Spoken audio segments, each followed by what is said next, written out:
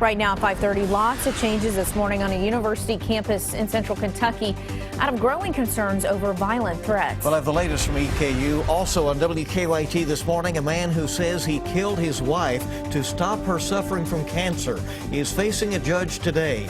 Find out how much time he may spend behind bars. Students help create a memorable moment for a school worker facing a major health battle. Tracking, alerting, protecting. This is WKYT This Morning. Good morning. It's Thursday, October 8th, rolling toward the weekend. I'm Bill Bryant. And I'm Rebecca Smith. That will make you perk up, rolling towards the weekend. And a little bit of a cool note for our weekend. Right, a change on the way. We've enjoyed sunshine and very warm afternoons here for October, but it looks like we're in for a change there. Let's check in with meteorologist Jim Caldwell in this morning for Micah. And we will, because we have a frontal boundary that will start to roll through the area on Friday, brings us showers, even a few thunder showers, and some cooler temperatures. The temperatures could resemble what we're seeing right now in Lexington. That low 60, well, add maybe 2-3 degrees to it, and that's where we'll be for highs by the time the weekend gets here. Out there right now, just generally running in the 50s throughout most of the area. We look at our planner, and first of all, let's get in on the afternoon and evening for today. We're up to 79 degrees for a high. Mix of sun and clouds, so a very good-looking Thursday before those changes settle in. We'll track those changes hour by hour coming up in just a few minutes. All right, Jim, we'll see you then. Let's get to the news. Fall break isn't until next week, but Eastern Kentucky University's campus is pretty empty this morning. The university canceled class for the rest of the week. This after a threatening message was found in a bathroom of the student center. They've even moved the location of the home football game that was scheduled for tonight. WKYT's Mark Barber live in Richmond with more on the growing concern for the campus and community. Good morning, Rebecca. That's right. They've moved that football game location because they say they're trying to play it safe after that alarming threat was found. Tonight's football game against Tennessee Tech has been moved off campus. The 7 p.m. football game will now be played in Georgetown College's Toyota Stadium. Now this morning, the concerns about campus safety are growing as new ominous threats are circulating on social media. The first threat was found written on a bathroom wall in the Powell building on Sunday. It said, "Kill all by October 8th. That day is finally here, and the university has canceled classes for the rest of the week. More alarming threats against EKU are now circulating on social media site Snapchat and online message boards, fueling the anxiety that many students have been dealing with since the weekend. The school is offering a $10,000 reward. It is bringing in some tips, but the person behind the graffiti threat is still out there. That the university community, the campus community, individuals need to look out for one another. This is one time we need to demonstrate our caring for others. Police from several different agencies are hoping to do that today. They say they are increasing their patrols. They want students and staff to know that they will be here today, and they will be here in force. Live in Richmond, Mark Barber, WKYT. Mark, thank you very much. We now know the name of a soldier who was killed in a training accident at a Kentucky military base. Officials at Fort Campbell have identified the soldier as Private First Class Kevin Rodriguez. Rodriguez was shot earlier this week during a training exercise. The 22-year-old was transported to a local hospital where he was pronounced dead. Rodriguez enlisted in the Army 2 years ago. He was survived by his parents who live in New Jersey. The investigation into his death is ongoing. A man who admitted to killing his wife in a so-called mercy killing will learn his sentence. Chris Chumbley is set to go before a judge this morning in Laurel County. The case comes at a time when at least 5 states have passed right-to-die laws. WKYT's Michelle Chamberlain at our live desk with more on what's expected to happen with this case. Chris Chumbley will be sentenced today. He faces 15 years in prison for what he is calling a mercy killing. Chumbley pleaded guilty last month to manslaughter for the August 2013 death of his wife, Virginia. Chumbley told WKYT at the time that he killed his wife when she asked him to end her life. According to Chumbley, she was in pain as she suffered from breast cancer. I shot her. Did you kill her?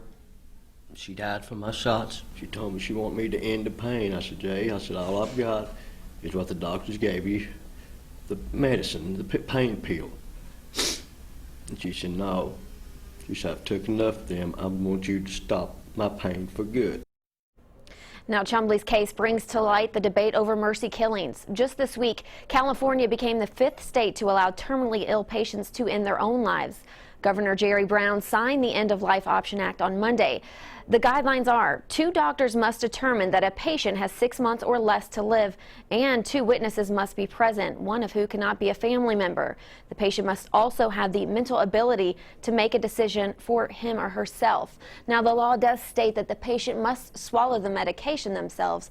Washington, Oregon, Vermont, and Montana are also right-to-die states. At the live desk, Michelle Chamberlain, WKYT.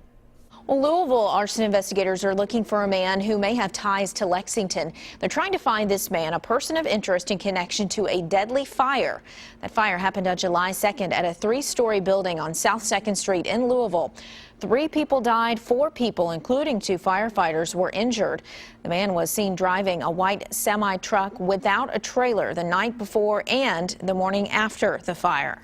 The time is 5:35 on WKYT this morning. Hillary Clinton says that jail was the right thing for a Kentucky clerk who refused to issue marriage licenses to same-sex couples. Speaking in Iowa yesterday, the Democratic presidential candidate says Rowan County Clerk Kim Davis was, quote, treated as she should have been treated.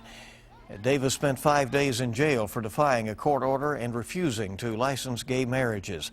Several Republican presidential candidates have defended Davis. Clinton says people are entitled to their private beliefs, but that officials who take an oath to uphold the Constitution of the United States should do that. Well, I think what happened to Kim Davis was the right thing. She violated the law, and therefore she was arrested. And when she was released, she had to agree that she would not stand in the way of doing her public duty under the Constitution. Clinton spoke at Cornell College in Mount Vernon, Iowa. It's part of a 2-day swing through the leadoff caucus state. She also pledged to fight for gun control measures and immigration reform. Today, Republicans take a big step toward picking a new House Speaker. They'll be voting to nominate the party's candidate this afternoon. And as Andrew Spencer reports, the person with the most support from the party's base is running into opposition from the far right wing.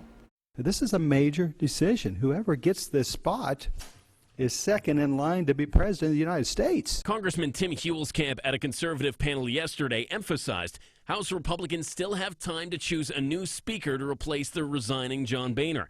While House Republicans' second-in-command, Kevin McCarthy, has the most support, he might not have enough to clear the full House when it votes at the end of October. I think folks are starting to realize there's not 218 for Mr. McCarthy or anybody else today. Unfortunately, Kevin McCarthy, as the current majority leader, doesn't have enough support. He's got the most support, but he doesn't have enough support on the floor of the House. Representative Jason Chaffetz got some support from an influential conservative group yesterday, but the House Freedom Caucus ultimately endorsed Florida Congressman Daniel Webster for the speakership. McCarthy is still the one to beat.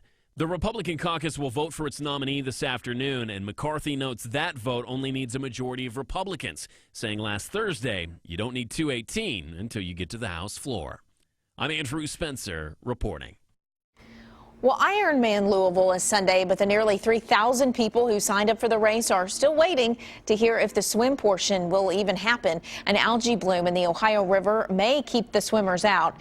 The Great Ohio River Swim in Cincinnati has already been canceled this weekend due to the algae blooms.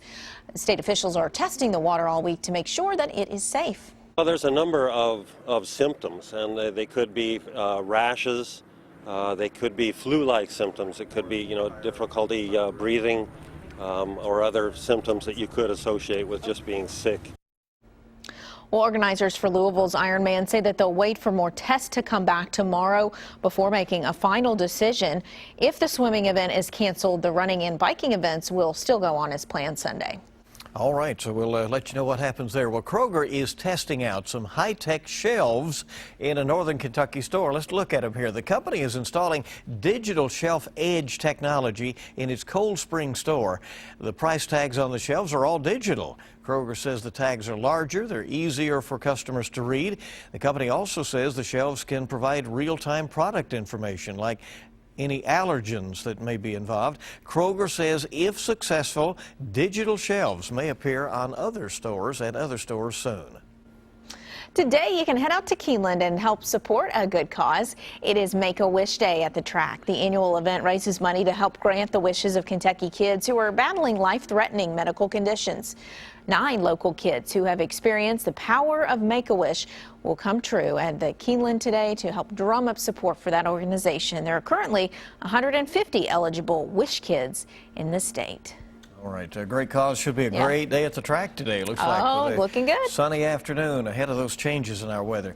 Well, a Kentucky elementary school planned a big surprise for an employee facing a major health battle. Students at Emelina Elementary in Knott County wore their Team Rachel t-shirts yesterday. Rachel Couch, who is a reading specialist at the school, was recently diagnosed with breast cancer. Yesterday was her last day at school as she prepares to undergo treatment. At the end of the day, every student in the school took part in a surprise flash mob dance as a sign of support for Couch.